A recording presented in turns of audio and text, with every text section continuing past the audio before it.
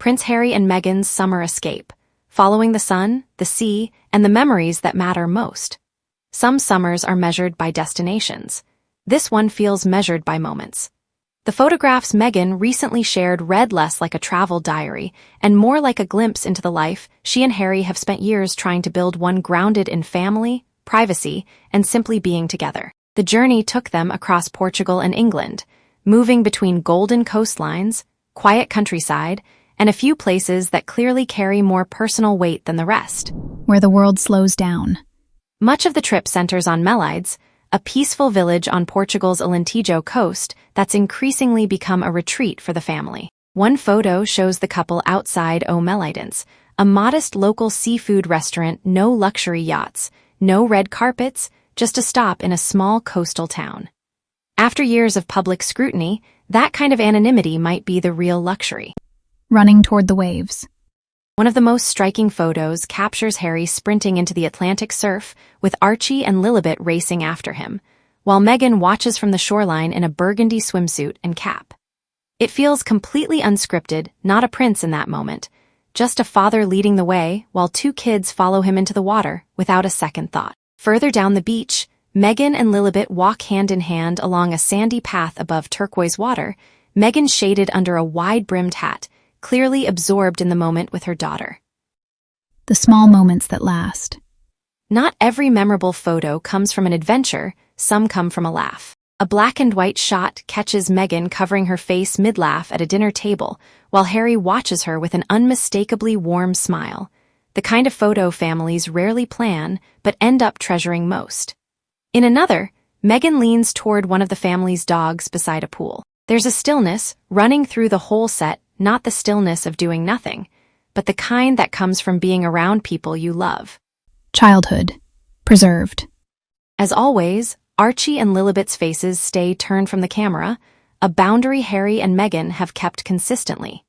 Even without seeing their expressions, their childhood comes through clearly. Archie sits proudly in an aircraft cockpit wearing a pilot's cap, surrounded by crew members humoring his imagination. In another shot, he walks barefoot through tall grass at sunset, carrying a leafy branch as gold light spills across the field. Althorpe and the echo of Diana. The photo that carries the most weight comes next. Lilibet, in a floral dress, walks beneath a grand avenue of trees while Harry and Archie move ahead in the distance, appearing to carry flowers. The location is believed to be Althorpe, the Spencer family estate where Princess Diana spent her childhood. Her grave sits on a small island within the estate's lake, and the flowers in the photo have led to speculation that the visit doubled as a private tribute. Intentional or not, the image lands hard. Diana's grandchildren, walking the same grounds she once knew as a girl. Returning to familiar ground. Before Harry returned to Britain for the Invictus Games in Birmingham, the family made one more stop, a private visit with King Charles and Queen Camilla at Highgrove. For Harry, Highgrove isn't just a royal residence.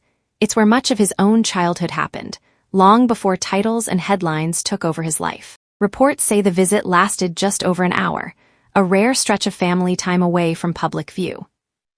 A summer about what matters.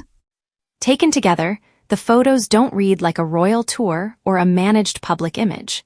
They read like a family collecting memories while their kids are still young enough to run barefoot, chase waves, and believe every cockpit belongs to a future pilot. We believe this wasn't really a story about where Harry and Meghan traveled this summer.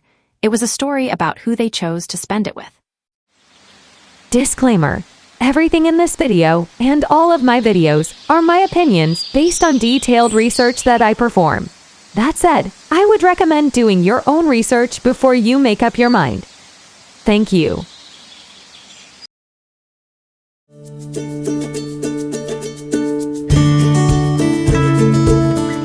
Prince Harry's return to London just hit a wall, and it happened fast. The Duke of Sussex is due in the UK this week to promote next year's Invictus Games, but he won't be staying at Buckingham Palace after all. Early Monday morning, his team told the BBC he'd accepted an invitation to stay at the 775-room royal residence. Minutes later, the palace said he was too late. The offer was already gone. The Telegraph reports King Charles was consulted before that decision was made. Palace sources say Harry had until the end of last week to respond.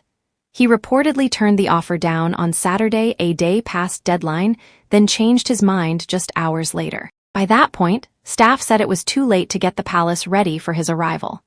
The palace's version: Harry simply missed his window, despite having weeks to decide. Harry's team tells a very different story. According to a spokesperson for the prince, the real reason isn't logistics, it's the Associated Newspaper's privacy case. A judgment in Harry's case against the Daily Mail's publisher lands this Tuesday, the exact day he arrives. If Harry wins, it puts the king in a bind. As head of state, he's expected to stay neutral, and having his son claim a legal victory from under a royal roof would be a bad look. Harry's team says that explanation doesn't add up, and they made their confusion clear. Buckingham Palace has been aware of that judgment since last Thursday. It is therefore unclear why, having formally accepted the accommodation offer, it has now been withdrawn at the last moment.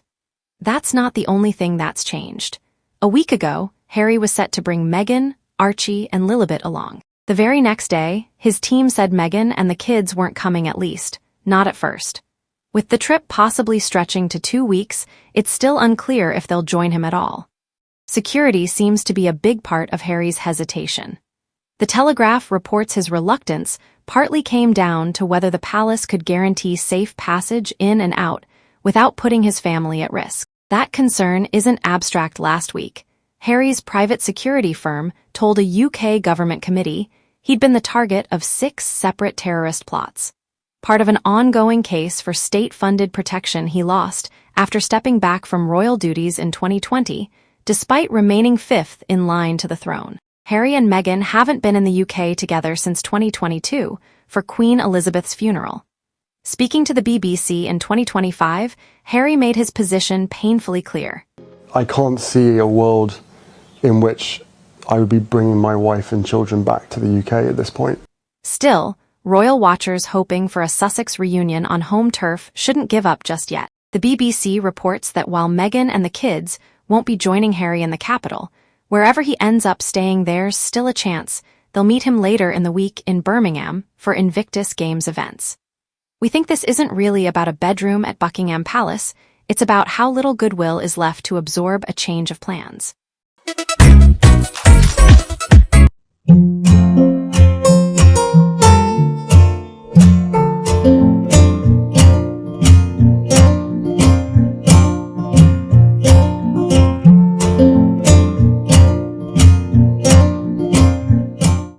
If you enjoyed this video, don't forget to like, subscribe, and hit the notification bell so you never miss another royal story.